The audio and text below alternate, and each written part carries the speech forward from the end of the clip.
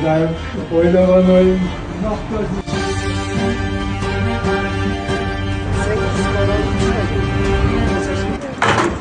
İnşallah büyük olacaklar.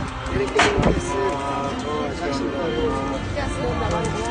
Onlar hem özgöçü kaydın kanalar şütüp, tapkanda ten görüşüp, uşu ağamın büyük biliyorsun, dağı jakşırsın.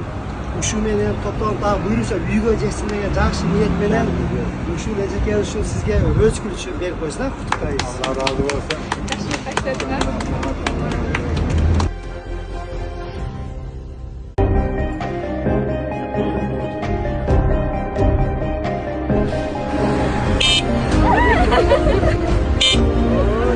Onu kesme.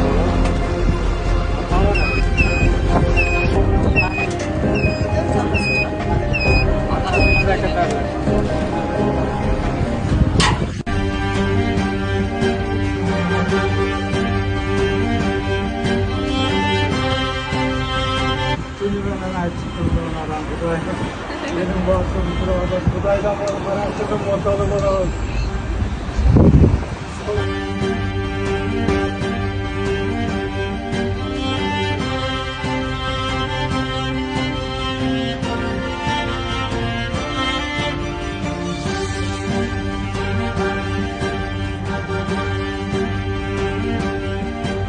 Nasıl mutlusun oldu? Makul amca.